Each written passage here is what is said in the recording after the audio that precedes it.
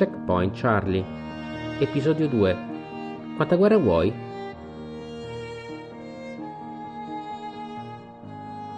Ciao e benvenuti a Checkpoint Charlie, podcast del gioco di simulazione e del wargame. Benvenuti nel nostro posto di guardia.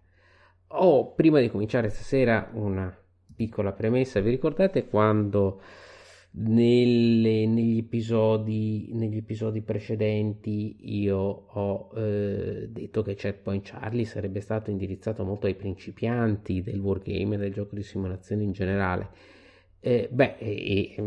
magari appunto esperti di altri giochi e che volevano avvicinarsi al gioco di simulazione? Sì, questo naturalmente è vero, ma attenzione, Checkpoint Charlie non è soltanto pensato per principianti, anche perché francamente io ho sempre pensato che fare un discorso sul gioco di simulazione indirizzandolo solo ai principianti fosse un'offesa appunto ai principianti stessi, perché non è che gli dobbiamo spiegare chissà quale arcano, chissà quale cosa così complicata e loro poveretti ci si avvicinano in cerca dell'illuminazione. Checkpoint Charlie in realtà parla a coloro che sono curiosi e ancora non conoscono bene il gioco di simulazione, il gioco storico in generale e anche il wargame, ma soprattutto vuole essere un completamento teorico di quanto già sto facendo su vlog, ossia sul canale YouTube. Naturalmente il canale YouTube è un canale visivo, un supporto visivo, multimediale, e quindi lì ho deciso di concentrare un po' appunto le dimostrazioni pratiche dei giochi, le spiegazioni dei giochi e di tutto il resto, mentre invece la parte teorica che c'è in alcune puntate di vlog, penso per esempio quella sul gioco di simulazione La Guerra, che ha avuto un ottimo successo e che viene spesso citata anche dall'amico Marco Mengoli, che il non wargamer che con l'occasione saluto.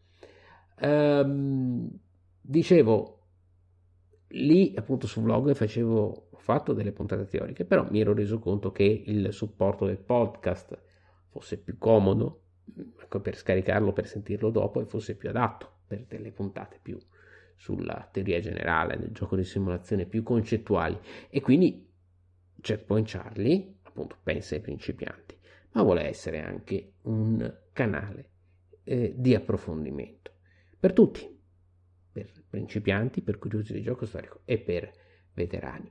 E proprio per questo motivo ho deciso di dedicare questo episodio e il prossimo a due grandi luoghi comuni che io, come tutti quanti i wargamer, mi trovo sempre ad affrontare quando ci si avvicina appunto un curioso e vuole saperne un po' di più del gioco storico, e ha questi due grandi luoghi comuni, che sono da un lato il fatto che il wargame, il gioco storico in generale, il gioco di simulazione, sia un gioco solamente bellico, cioè solamente dedicato alla guerra. Si chiama wargame, il gioco di guerra, magari c'è solo la guerra, e in questo episodio poi adesso subito ne parleremo, ma anche il fatto, è il secondo grande luogo comune che sarà l'oggetto del prossimo episodio, già ve l'anticipo, è il fatto che il gioco di simulazione in fondo sia dominato dal caso.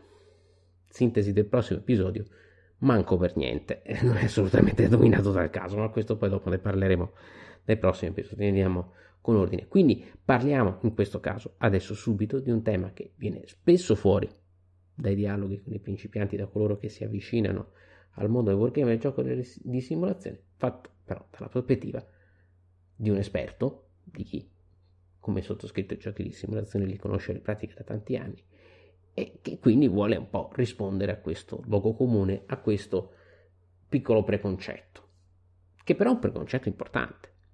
Vedete, spesso si dice appunto il wargame, è un gioco di guerra, ci si prende a cannonate, sciabolate, ci si bombarda, decidete voi, dipende dal periodo storico, e basta.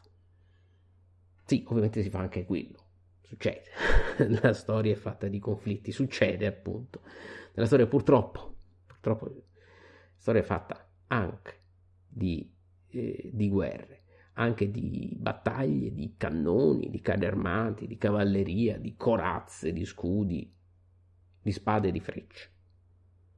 Ma non è fatta soltanto di quello. E soprattutto la storia non è fatta soltanto di guerra. E quindi il gioco di simulazione storico, anche quando è nella sua forma più prettamente bellica, che è il wargame, che ricordiamo, gioco di simulazione non è uguale a wargame. Wargame è un tipo di gioco di simulazione, in particolare un tipo di gioco di simulazione storico, quando è un wargame storico, lasciando da parte il wargame fantastico e altro. Dicevamo, la guerra, questa idea è un pochino più estesa di quella che noi immaginiamo. Allora, un piccolissimo passo indietro. Jim Dunnigan, lo sapete, io sono fissato, lo ricordo sempre, lo cito sempre. Jim Dunnigan nel suo Wargame Handbook, Jim Dunnigan fondatore dell'SPI, game designer, grande autore, insomma stiamo sempre alla grande teorico, con questo benedetto Wargame Handbook, che cosa ci dice?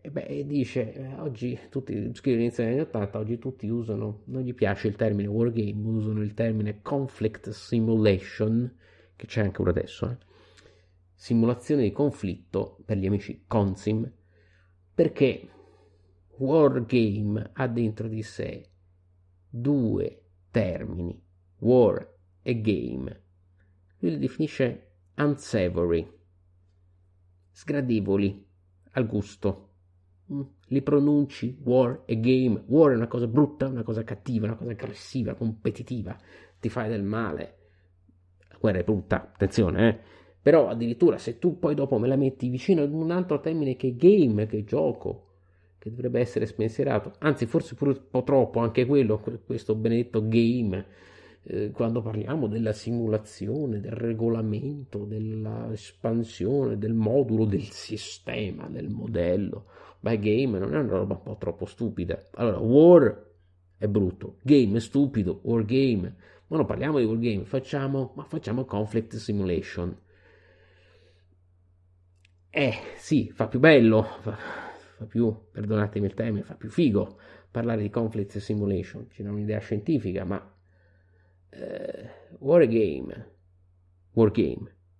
è quello da cui deriva la conflict simulation. In realtà conflict simulation è soltanto un modo un po' più carino di parlare di wargame.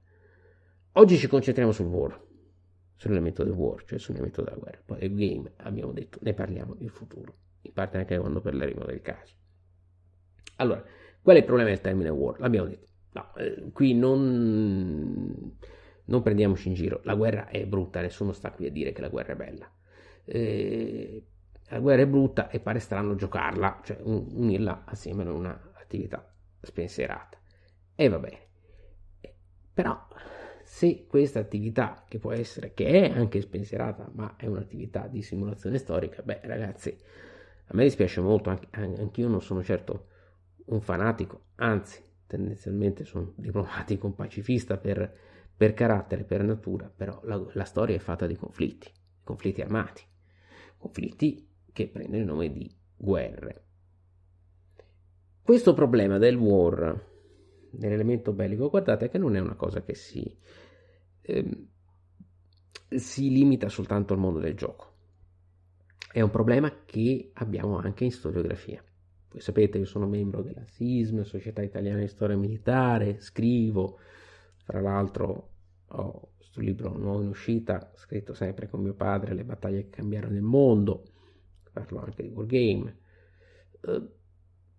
come elemento di indagine storica. Dicevamo, noi storici militari, che lì mi ci metto forse un po' immediatamente, noi storici militari abbiamo un problema quando andiamo a confrontarci con altri storici, perché per gli altri storici la storia militare alla fine non è così importante, cioè loro hanno l'idea, lo storico, non tutti ovviamente, ma lo storico medio, se mai esiste una cosa del genere, in genere ha l'idea che la storia militare sia l'elenco delle battaglie combattuta dal 24esimo reggimento dei Grenzer austro-ungarici contro il 4º battaglione degli alpini ma alla fine non è che è così importante. Beh, no, la storia non è mica soltanto questa roba qua, anzi, la storia non è neanche questa roba qua, non è una lunga sequela di conflitti, di guerre, di battaglie. La storia è la sociologia, il modo di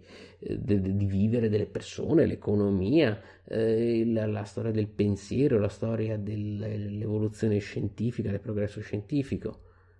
No, tutte queste robe ci sono, ok? E queste robe generalmente, vabbè, adesso semplifichiamo molto, però nell'ambito storiografico vengono fatte un po', sono ricondotte alla cosiddetta scuola degli annales francesi, gli annali, che è una scuola che, appunto, di storiografia che si dedicava soprattutto allo studio della vita quotidiana e delle strutture sociali nelle diverse epoche. E secondo questa corrente, quella è la storia. L'altra storia, la storia militare, veniva definita in maniera molto dispregiativa, e viene ancora oggi definita, una histoire bataille, anzi, battaglia, non so, mi ricordo, una battaglia, la storia delle battaglie, appunto di nuovo la lunga sequela di questa roba armata che è brutta e cattiva, ma in fondo non è neanche così importante. E beh, no, è importante come?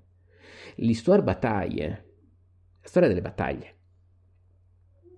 è un elemento fondamentale della storia, perché la storia è anche, io oso dire anche e soprattutto, la cronaca del confronto tra sistemi politici, tra sistemi di potere. Sono lotte di potere che trovano la loro legittimazione, la loro forza, certo, in strutture sociali, ma queste strutture sociali determinano anche come questi sistemi vanno alla guerra. E se io studio la guerra, il loro modo di fare la guerra è un altro modo di studiare queste strutture sociali. Molto più semplicemente riesco a capire molto della rivoluzione francese se studio l'utilizzo delle truppe, il cambiamento delle tattiche dall'ancien regime all'esercito post-rivoluzionario. Un discorso del genere lo posso fare anche per la rivoluzione americana o per quello che succede dopo la rivoluzione russa nella seconda guerra mondiale. Stessa cosa, capisco molte cose nel nazismo se studio la struttura delle forze armate tedesche. Ma poi, al di là dello studio, della struttura, eccetera, sono eventi, sono le cose che sono capitate, hanno un'importanza. E quindi la storia militare ha una sua importanza.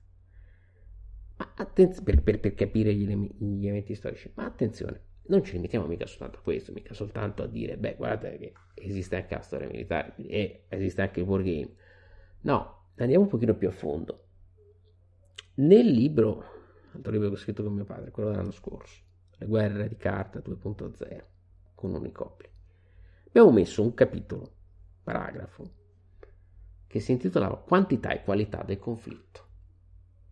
Ed è un elemento molto importante, perché il gioco di simulazione non è che, anche quando è nella sua forma più prettamente bellica, non è che ha semplicemente la guerra e basta, perché non esiste un singolo modo di fare la guerra. Esiste la guerra convenzionale, la guerra limitata, la guerra totale, la guerra non convenzionale, la guerra insurrezionale e controinsurrezionale, e anche all'interno di questi gruppi ci sono tanti modi di fare la guerra. Pensate ad Alessandro Magno, i Macedoni e i Greci mica combattevano allo stesso modo dei Persiani, l'arte della guerra era diversa. Stesso discorso i Romani con i Cartaginesi.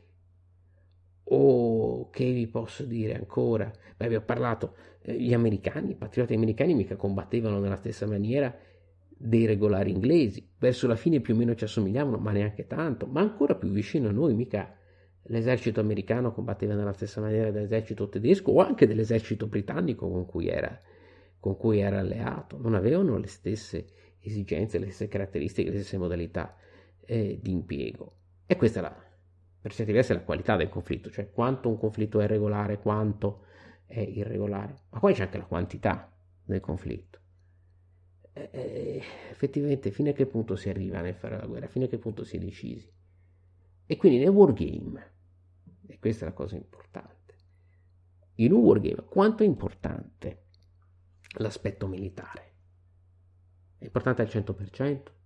al 90, all'80, al 50, al 20%. Perché vedete, ci sono molti wargame nei quali sì c'è la guerra, ma mica c'è solo quella. La guerra poi dopo c'è anche la politica, l'economia, la cultura, i problemi religiosi. Penso per esempio ai race stand delle GMT sulla guerra di religione. Pensate che sia soltanto a picchiarsi da una provincia all'altra? Ma assolutamente no. Ci sono problemi dinastici, problemi religiosi, scismi, trattative commerciali.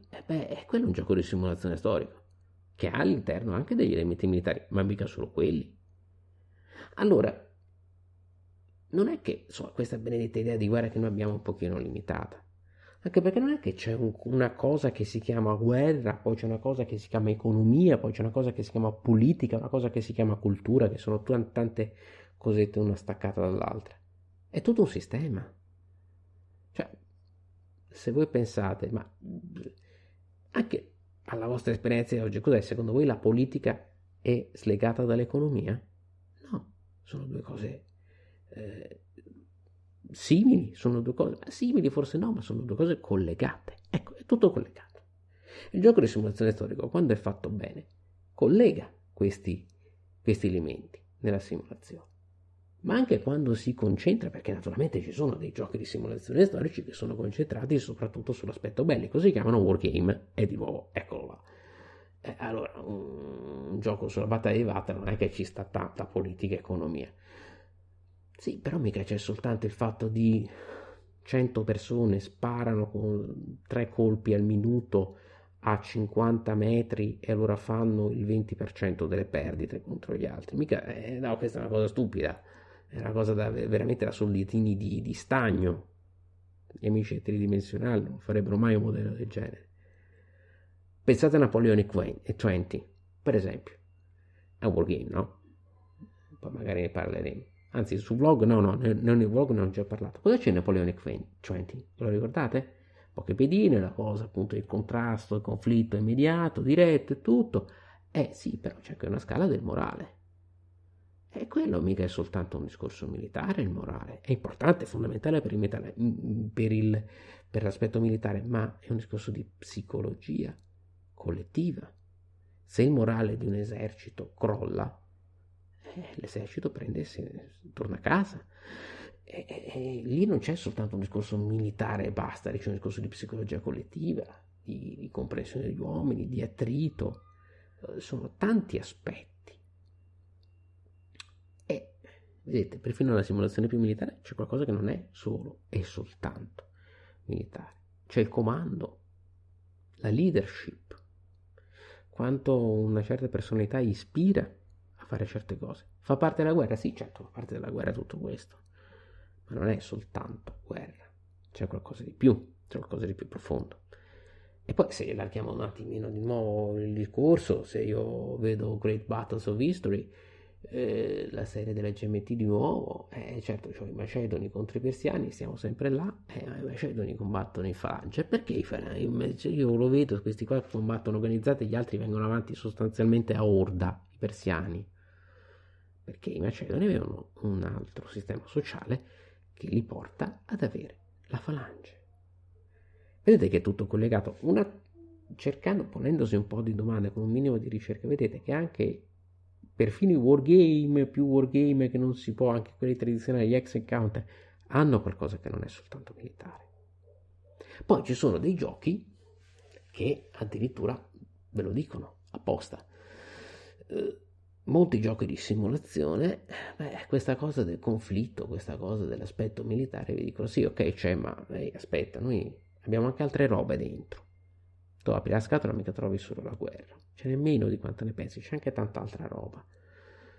E penso soprattutto ai giochi che utilizzano le carte. Le carte è un elemento secondo me fondamentale, non è una semplice meccanica buttata lì, l'utilizzo, il card driven, no?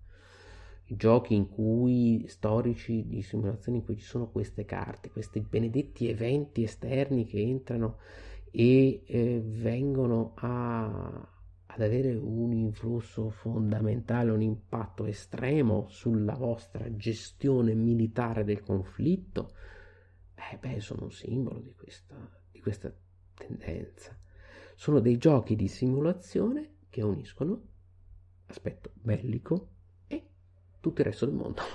E tutto il resto del mondo, la politica, di nuovo l'economia, la diplomazia, lo spionaggio, tutta questa roba che adesso, al giorno d'oggi, dai teorici militari più avanzati, viene considerato guerra. Il concetto di guerra ibrida, no? Di guerra estesa, come la volete chiamare.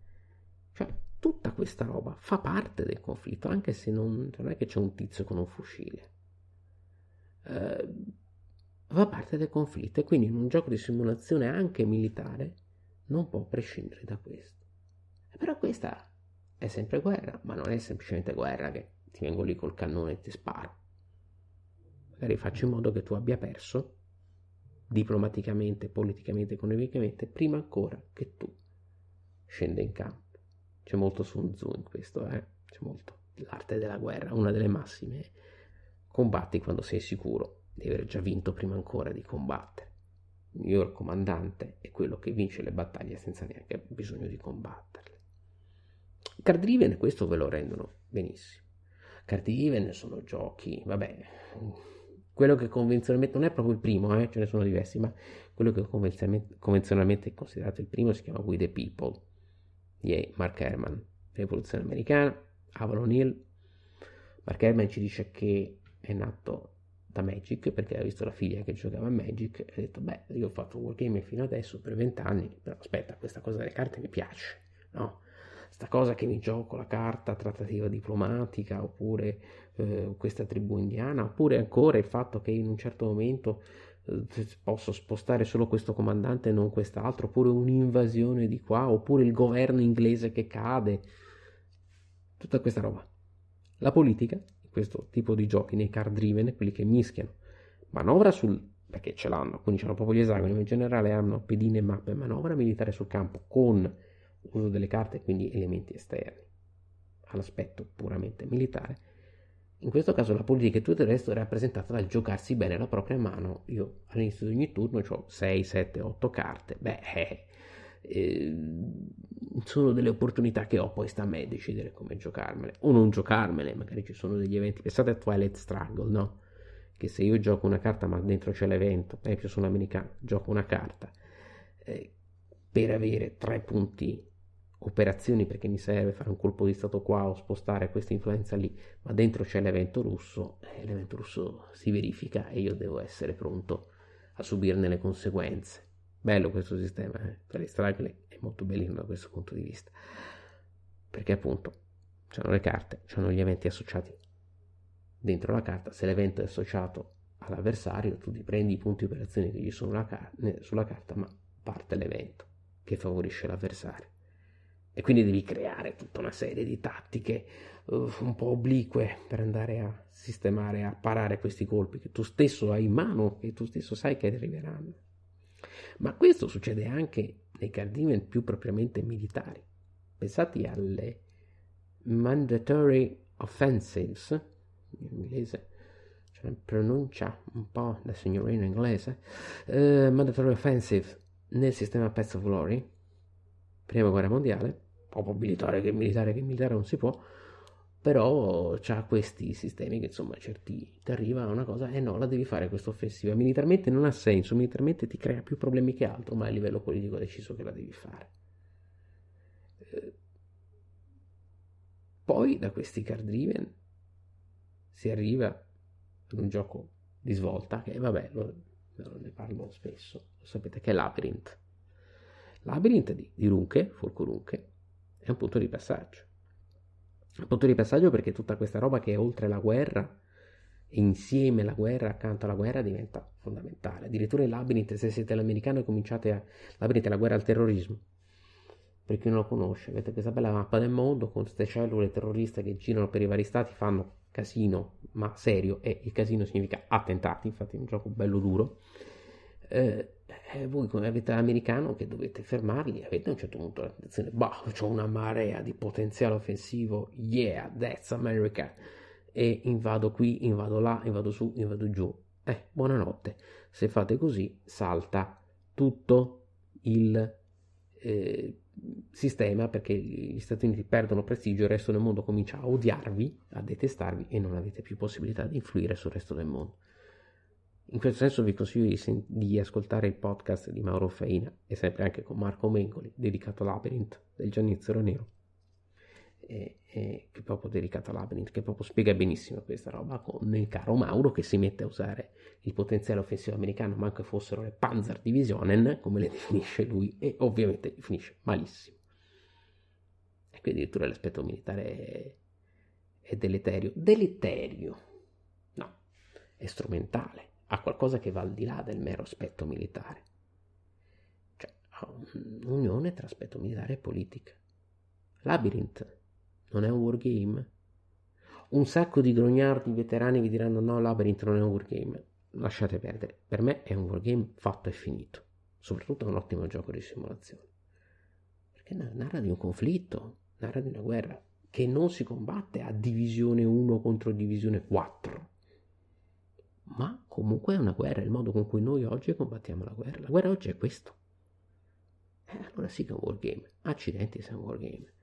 Wargame come sono quelli che vengono dopo Labyrinth, creati dallo stesso Lunke, ma poi portati avanti anche da altri, che si chiamano Coin. E qui entriamo nel mondo dei card assisted. Card assisted è la differenza con i card driven. Card driven voi avete la vostra mano di carte che la giocate, card assisted c'è una carta che vale per tutti e che determina la sequenza del turno, ovviamente, anzi, che lascia a voi la possibilità di determinare in un certo modo la sequenza del turno. Coin, asimmetria strategica, le risorse, i piani della simulazione si moltiplicano, entrano paralleli, quindi dovete pensare al controllo del territorio, alla politica, alle risorse economiche, a questo, a quest'altro tutto insieme, per rappresentarne una gestione coordinata. Le azioni devono essere sempre indirette, quindi non è che semplicemente potete limitare appunto a invadere qui o invadere là, oppure solo ai soldi, a fare soldi, perché così è il modo migliore di perdere. Dovete sempre tenere conto di tutti questi piani diversi, e c'è un fortissimo intreccio tra aspetto militare ed aspetto politico. E l'aspetto militare? Beh, qui la guerra, sì, c'è, ma non è mica sola, anzi. Di nuovo, quanta guerra vuoi? Perché questa è la domanda che vi dovete fare quando avete davanti un gioco di simulazione. Nel senso, voglio avere un gioco puramente militare, alla Königsberg, alla Storm over Arnhem, no? Questi grandi giochi sulle campagne della seconda guerra mondiale, oppure voglio un gioco che unisca questi due aspetti. Per esempio voglio avere il nuovissimo, quello di Ressia, The Dark Sands sul Nord Africa, che appunto è un gioco quasi esclusivamente militare, fatto molto bene secondo me. Oppure voglio avere Shifting Sands di Mike Grinella per MMP, uno vecchio gioco, spero che prima o poi lo vadano a ristampare, sempre con il motore di Paths of Glory, quindi carte, quindi eventi, quindi appunto eventi esterni, comandanti che vanno di qua e di là, fronti che si aprono, politici che intervengono, le chiamate da Roma o le telefonate da Londra, Mussolini o Churchill che vi dicono adesso dovete attaccare, appunto non mi interessa, devi attaccare, punto e basta. No, quante guerre vuoi? E attenzione, Dark Sands e Shifting Sands hanno tutte e due lo stesso orizzonte temporale, lo stesso conflitto, la stessa campagna militare in Nord Africa. Sapete che io sono follemente innamorato di questo teatro operativo. Però appunto sono due modi di simulare nella stessa maniera lo stesso evento, in maniera diversa lo stesso evento, scusate. Sono due ottimi wargame, entrambi.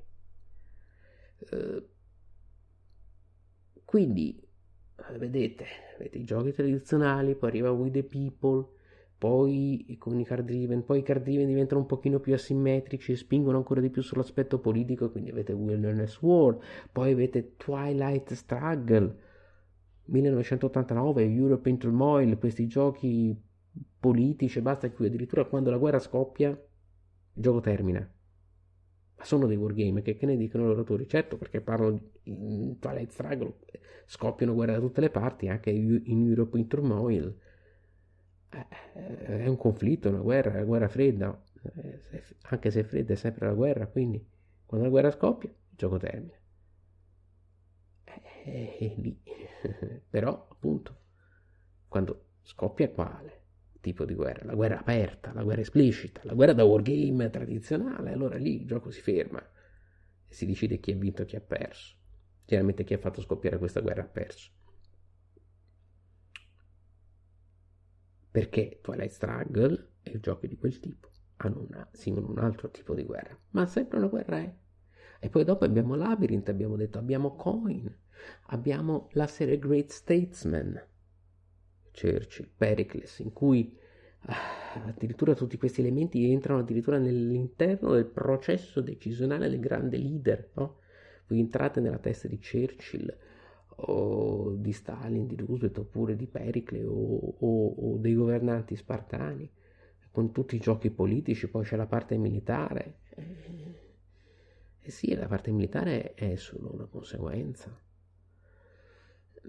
Quindi tutti questi giochi trattano di conflitti e possono essere, devono essere ricompresi effettivamente nella categoria dei wargames. Vi ricordate quel mio video che ho fatto in vlog sulla mia definizione larga di wargame, no? Ve lo ricordate? Vi avevo messo i 3 schemetti, che ho da una parte la storia, dall'altra la simulazione e dall'altro l'aspetto militare, insomma questi tre grandi gruppi. E secondo alcuni il wargame è soltanto quando questi 3 insiemi si vanno a unire. No, no, assolutamente, anche perché non sono così definiti, sono molto più laschi. Ma abbiamo visto anche perché abbiamo visto che anche il wargame tradizionale è molto meno militaresco di quanto si pensi. Gli eserciti non è che si muovono in un vuoto di tempo e di spazio, in un ambiente asettico. Sono modelli sociali che si scontrano, modelli economici, politici, modi di pensare. Gestiscono, abbiamo visto, Napoleonic 20, ma anche la serie Battles of the American Revolution, gli aspetti del morale, gli aspetti tecnologici stessi derivano. Chi ha giocato Civilization sul computer per Sid Meier lo sa, gli aspetti tecnologici derivano dalle scelte sociali e politiche che si fanno. Cioè io riesco ad avere certe tecnologie se ho determinati assetti sociali.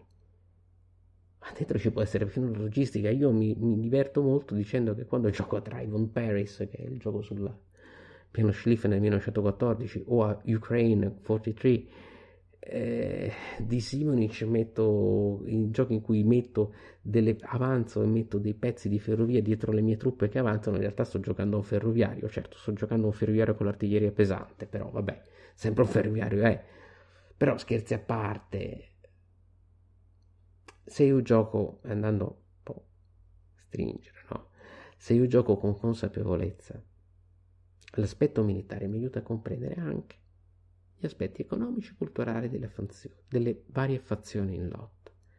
E in fondo è questo il valore della storia militare, cioè è per questo che è importante studiare e apprendere e documentarsi e fare ricerca sulla storia militare, non per sapere che il reggimento 22 ha combattuto contro il reggimento 45. Mi interessa fino a un certo punto. Mi interessa perché è strumentale capire il modo di combattere che avevano quei 2 modelli che si sono scontrati nel conflitto. Questo aspetto è fondamentale se voglio avere un'immagine storica corretta. Allo stesso modo, se io in un gioco storico voglio avere un'immagine, un gioco di simulazione storica, voglio avere un'immagine corretta degli eventi rappresentati, la parte militare mi serve come? Anche quando, e quindi questo a che cosa mi porta? Mi porta semplicemente al fatto che si moltiplicano i giochi cosiddetti ibridi. Penso alla serie, per esempio a Field Commander Alexander o alla serie States of Siege. Passo dal wargame puro e semplice a qualcosa di più complesso, più sfaccettato, di più elaborato. Giochi in cui c'è un aspetto militare, ok, ma non solo quello. E attenzione, questi giochi nel mondo del gioco di simulazione storica non sono certo l'eccezione.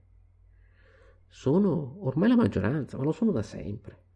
Poi ci sono esempi gloriosi nel passato degli anni 70, Plot Assassinate Hitler, Origins of World War II, e molti altri, Spice, moltissimi altri, di giochi appunto di simulazione in cui c'era sì l'aspetto militare, ma c'era mica solo quello.